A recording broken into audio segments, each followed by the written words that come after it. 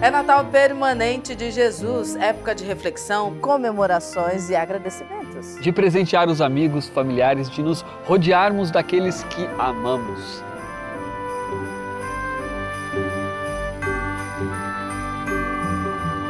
Época que nos voltamos ainda mais para o alto e que, além dos outros períodos do ano, nos sentimos mais conectados com o espírito solidário que vem diretamente do Cristo, Criador deste planeta, que não desampara nenhum ser, independentemente de sua espécie. Sim, Jesus sempre nos ensinou a valorizar a natureza, a cuidarmos uns dos outros. Mas, Julie, será que estamos vivendo de acordo com esses ensinamentos?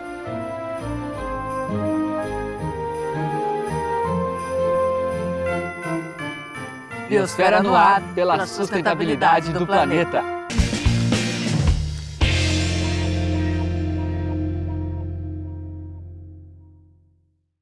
Fim de ano. São tantas coisas para se preocupar. Viagem, ceia, presentes, rodovias, malha, estrada, fogos de artifício.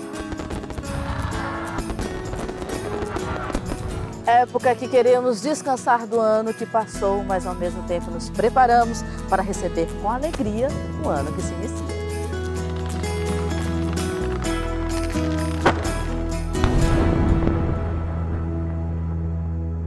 Todas essas preocupações, que também são justas, acabam deixando outras não menos importantes e até talvez mais importantes, Julie, em segundo plano. Pois é, você sabia, Lucas, que nesse período de fim de ano é sempre muito trágico para vários animais. As rodovias, as estradas registram altos índices de atropelamentos, inclusive de animais já ameaçados de extinção. Os fogos de artifícios assustam todos eles, inclusive os domésticos. E por falar neles, nessa época do ano também acontece muito abandono, porque as famílias viajam e não tem com quem deixar os bichinhos. Mas não é só nessa época, Julie. No início do ano, o número de animais abandonados aumenta 70%. Muita gente compra ou adota por impulso para presentear amigos, familiares, mas nem se certifica se está preparado com disposição para cuidar daquele animal. Aí quando bate o arrependimento, vem os maus tratos, vem o abandono. Por isso o programa Biosfera está aqui para conscientizar. Falou desse tema, Lucas, o ano inteiro e nessa época do ano não poderia ser diferente, não é mesmo? Sim, essa edição especial é para você que vai dirigir e viajar pelas estradas do país. E que quer presentear um amigo com muita responsabilidade. E que busca, acima de tudo, expandir esse espírito solidário dessa época do ano para todos os seres vivos.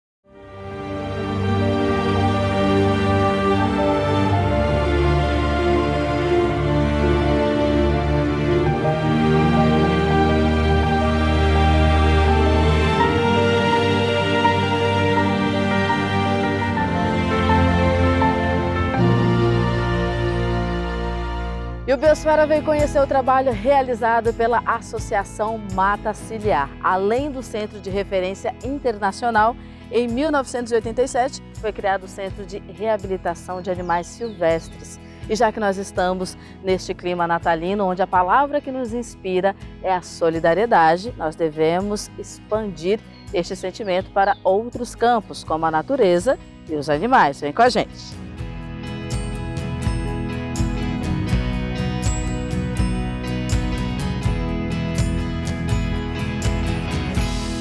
A Associação Mata Ciliar, ela surgiu na realidade de um desdobramento de uma atividade que foi feita na Universidade de Taubaté. Por ocasião de uma semana dos estudantes, uma semana agronômica, né?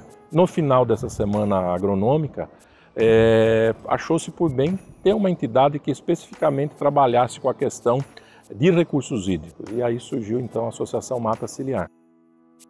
Dentre as atividades, a Associação Mata Ciliar possui 4 frentes: produção de mudas e recuperação de áreas degradadas com a conservação de recursos hídricos, o Centro de Reabilitação de Animais Silvestres e o Centro de Recuperação de Felinos Neotropicais. A educação ambiental e a extensão rural, que estão diretamente ligadas ao produtor, que dentro de suas propriedades lida com a biodiversidade, com os recursos hídricos, a preservação do solo e também os animais silvestres. Um dos trabalhos da associação é através do Centro de Reabilitação de Animais Silvestres, né? São animais que vêm para cá atropelados, resultado de caça, resultado de tráfico, animais acidentados em condomínios, né, por incrível que pareça. Então nós temos uma série de problemas que resultam em conflitos do animal silvestre com o ser humano e isso daí o resultado acaba chegando para nós.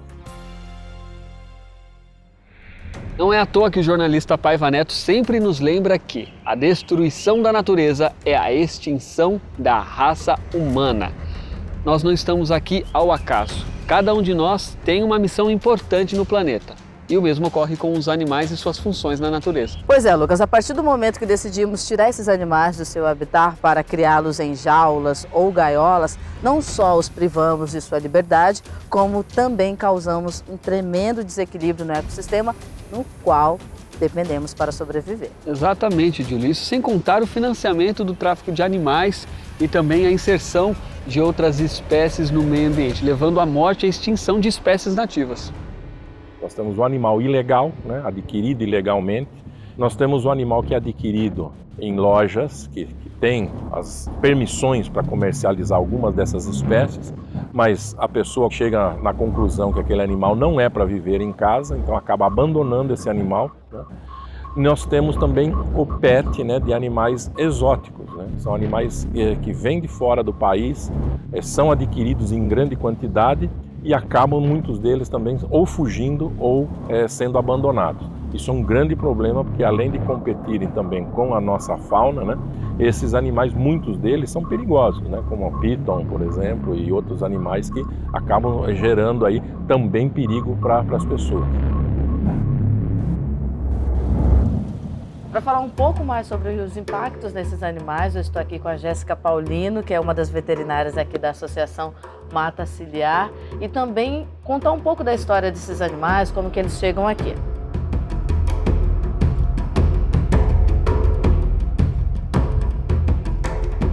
A gente observa, Jéssica, uma onça que está aqui atrás. Qual que é a história dela? Como que ela chegou aqui? Essa é uma sussuarana, tá? Uma onça parda. Sussuarana, onça parda. É o segundo maior felídeo neotropical, ficando atrás apenas da onça pintada. Entre os felinos, é um dos melhores saltadores, podendo saltar de 6 a 15 metros. É um animal carnívoro, solitário e terrestre. Ela chegou aqui muito filhotinha, com 1 mês de vida mais ou menos, sim, e ela foi encontrada numa plantação de cana. O que aconteceu? A colheitadeira passou e matou todos os filhotinhos e só sobrou ela da ninhada. Nessa situação dela, de ser encontrada dentro de um espaço de colheita de cana, antes eram as queimadas. Eles conseguiam fugir. Eles conseguiam fugir, agora tá meio sem saída, tá uma emboscada, né, a gente fala. Porque cerca de todos os lados e a máquina é muito grande e não dá tempo, sim, da mãe retirar os filhotinhos do local. Então eles acabam morrendo. Quando ela chegou aqui, com pouco tempo, quais foram as medidas que vocês tiveram que tomar até para adaptar e tal? Então, nós tivemos que fazer todo o aleitamento, como o da mãe, com leite próprio, era cuidados noturnos, cuidados 24 horas, né? Ela mamava mais ou menos 8 vezes por dia, e aí ela foi abrindo o olhinho, a gente tinha que fazer estímulos, e depois tem um processo para passar para carne, e agora ela não toma mais leite, é só na carne. E quando ela crescer um pouquinho mais, ela vai para um recinto, e lá ela vai ficar isolada de pessoas. Mas ela tem condições para voltar para a vida natural dela, ou como ela chegou muito pequena, né, já tem uma vivência... Com certeza é mais difícil de devolver esse animal para a natureza, mas não é impossível. Dependendo do processo de reabilitação e como ela responder quando ela ficar adulta, como ela vai ficar isolada, talvez até daqui 1 ou 2 anos, ela perca totalmente esse contato com humanos e não queira mais.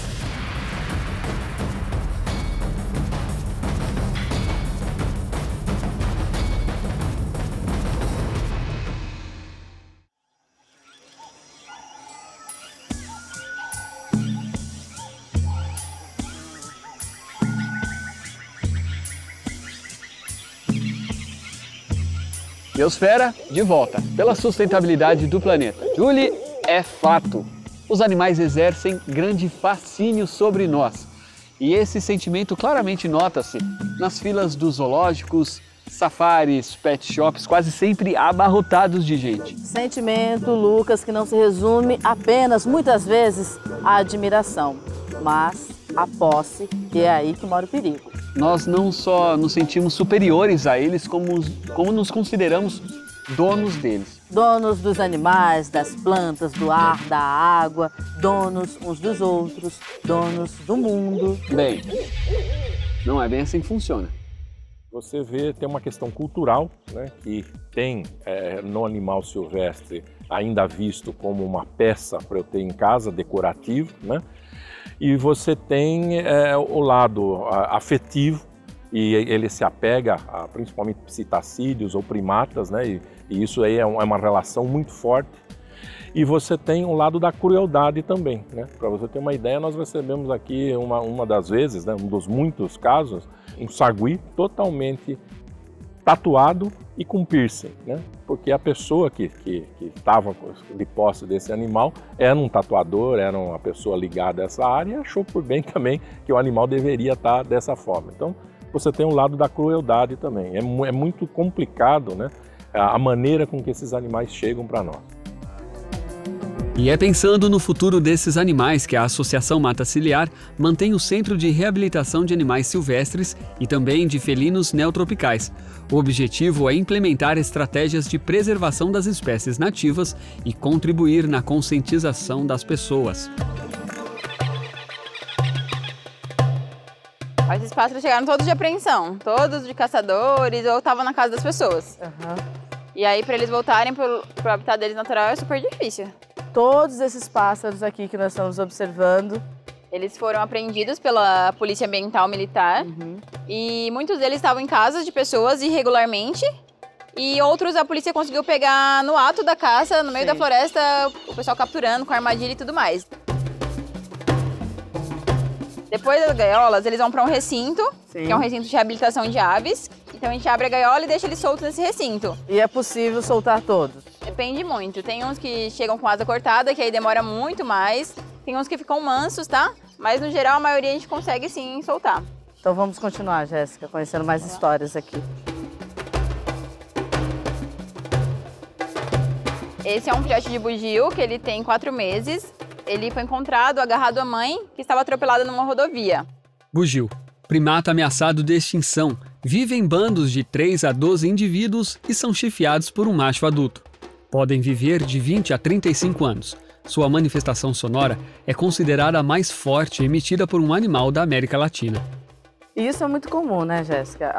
Encontrar esses animais que foram atropelados numa rodovia. É bem comum agora com o crescimento da urbanização, né? O animal ele tenta atravessar de um lado da floresta para o outro para encontrar alimento. Por isso é importante tomar muito cuidado, né, nessa época do ano, né, que as pessoas viajam muito, estão sempre dirigindo as estradas e ficar de olho mesmo, né?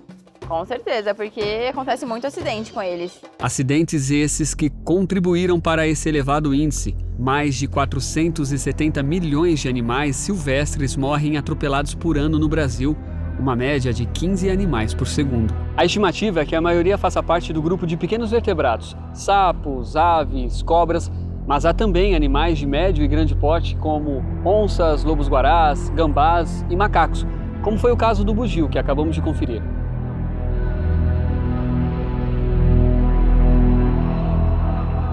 E esse ambiente aqui, Jéssica, porque a gente observa que é preservada mesmo a característica da mata e tal. Isso aqui são recintos de reabilitação, tá? Nós temos 3 aqui nessa região para reabilitar gaviões, pequenos mamíferos e outras aves também, como corujas, aves grandes. Depois daqui eles vão para a soltura, então a gente nem chega perto, aqui é o limite máximo que a gente pode chegar desses recintos. Qual foi o motivo para eles chegarem aqui? Cada um vem com uma história, né? Os gaviões, a maioria, linha de pipa, que aí pega ainda, asa, né? Tiro de chumbinho, cachorros do mato, atropelamento, maus tratos. Jéssica, e a história desse recinto aqui? Muitas aqui vieram de cativeiro, eram animais criados em casa, ilegalmente, e estão aqui. Outros, como o tucano, que bateu no vidro de uma loja e perdeu o bico, também está aqui. E essa seriema, que foi atropelada. Esses animais, a maioria deles, eles chegam na residência da pessoa de forma ilegal, né? Sim. Então isso alimenta o tráfico, porque a pessoa vai lá, tira o animalzinho do ninho, esse animal fica manso e depois que ele cresce, que começa a defecar, fazer muita sujeira, a pessoa enjoa dele simplesmente e às vezes deixa ele de escanteio, tá? Esse é o grande problema. E muitos animais aqui que estão ameaçados, né, em risco, vulneráveis, e estão lá numa casa que poderia estar num programa de reabilitação, por exemplo. Ou então, em liberdade. Um animal silvestre, mesmo licenciado para compra, exige cuidados assim como um animal doméstico. Ele tem suas necessidades básicas, se alimentam, têm seus instintos, mordem, picam, voam. E mesmo tratados com amor e carinho, nenhum lugar substitui a natureza. Um exemplo disso é o Zequinha, que mesmo com um bico de prótese está se recuperando para, quem sabe, um dia voltar à natureza. O Zequinha é o tucano, não sei se você assistiu o programa de tecnologia ambiental, que os irmãos Rabelos foram responsáveis por essa prótese que ele está usando agora. É isso? Isso mesmo. Foram os Rabelos e também o veterinário Bob, eles colocaram essa prótese e ele, no mesmo instante, assim que ele voltou da anestesia, ele já estava comendo. Porque antes a gente tinha que dar comida dentro do bico dele. Então agora a prótese conseguiu fazer com que ele tivesse uma vida independente em relação à alimentação, né? Ele é independente e mais que isso. Olha só, ele está se alimentando agora. Ele é o líder aqui do bando, tá? Ah, ele que manda? De todas as aves aqui, ele que manda. Qualquer ave que a gente coloca aqui, ele tem que ir lá aceitar. Se ele não tivesse a prótese, Jéssica, o que aconteceria com ele? Ele continuaria sendo alimentado? Ele teria que ser alimentado por sonda ou a gente jogar os alimentos dentro da boca dele. Ele não conseguiria se virar sozinho, tá? Ou seja, ele nem estaria aqui com os outros bichos? Não, com certeza não. Estaria numa gaiola.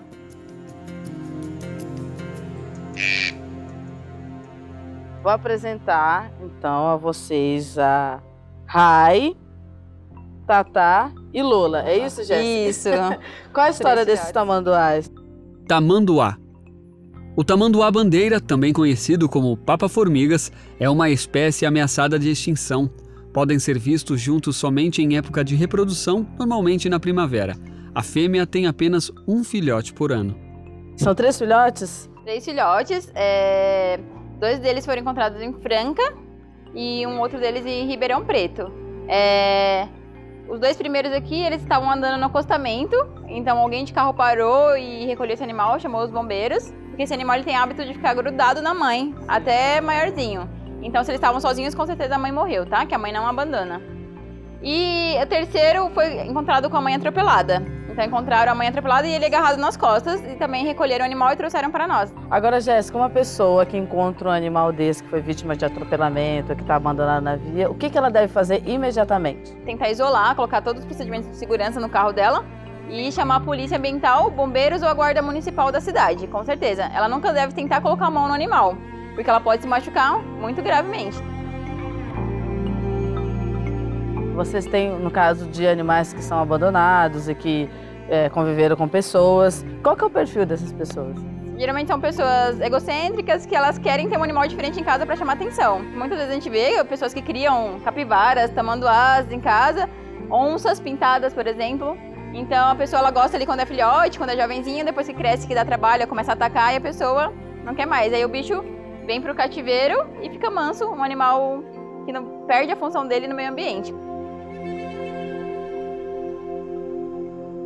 É uma época de solidariedade, é uma época de se presentear as pessoas, né? Animal não é um presente assim para você dar simplesmente. Animal é para você ter responsabilidade. Então, você adquirir um animal, seja da maneira que esse animal chegue para você, ele tem que chegar com muita responsabilidade. Então, não é simplesmente comprar um animal e dar para alguém, achando que está fazendo uma boa obra, né? Que muitas vezes você está criando um problema muito maior, tanto para a pessoa que está recebendo, como para o próprio animal. É importante lembrar que nessa época do ano, de festas, de Natal, apesar do espírito solidário que o Natal carrega, o espírito de cidadania, em relação aos animais, a gente age de maneira diferente, né? Ah, sim, com certeza. Nessa época natalina, o pessoal vai viajar, né? E aí esses animais vão ficar com quem? Hotelzinho e tudo mais, fica caro, né? Então a pessoa acaba abandonando, entregando esse animal para a polícia, ou senão abrindo as portas e deixando ele para a rua mesmo. Animais que muitas vezes vão morrer porque não sabem se alimentar sozinhos. É uma inconsequência isso que as pessoas fazem, mas a gente vê muito isso em períodos de festas, com certeza. No Natal principalmente, que é um período bem longo, Natal e Ano Novo aí. Sim. É uma época de final de ano que você tem muitos fogos de artifício. Você teria que ter um cuidado muito grande nessas festividades para que você não provocasse também debandada ou fuga de animais nas regiões urbanas ou periurbanas. Porque esses animais acabam ficando perdidos, né, errantes, né, ou muitas vezes eles são entregues às autoridades, né, a polícia ambiental, bombeiros e tudo mais, e acabam sendo destinados para a Associação Mata Ciliar. Então, gente, é o seguinte, o espírito do Natal realmente é de cidadania, de solidariedade, mas a gente precisa estender esse sentimento para os animais que fazem parte da nossa vida e para os animais que a gente encontra na estrada, ter todo o cuidado, né? Porque a gente troca esse sentimento entre nós, seres humanos, né? Sim, com certeza. Mas em relação aos animais, a gente observa uma irresponsabilidade, né? Isso é o contrário, né, que acontece. A gente vai visitar a família e solta o animal na rua. O que é completamente um paradoxo, né, Julia? Afinal de contas, o que seria um animal se não um integrante da nossa família? Se não é, deveria ser, Lucas, porque é um ser que exige cuidados tanto quanto uma criança. Por isso nós devemos repensar a nossa relação com esses seres, repensar a nossa relação com a natureza. E se a palavra-chave é repensar, estamos numa boa época para isso. Afinal, Natal e Ano Novo nos convocam à mudança. Mudança de ano, de planos, de comportamento. Isso mesmo, Lucas. E esse é o convite do programa Biosfera, que mantenhamos acesa a chama da solidariedade, da esperança, para que possamos ajudar uns aos outros. E que esse espírito solidário com o meio ambiente seja permanente, assim como o Natal de Jesus. O programa Biosfera fica por aqui, até a próxima edição. Tchau! Feliz Natal permanente de Jesus!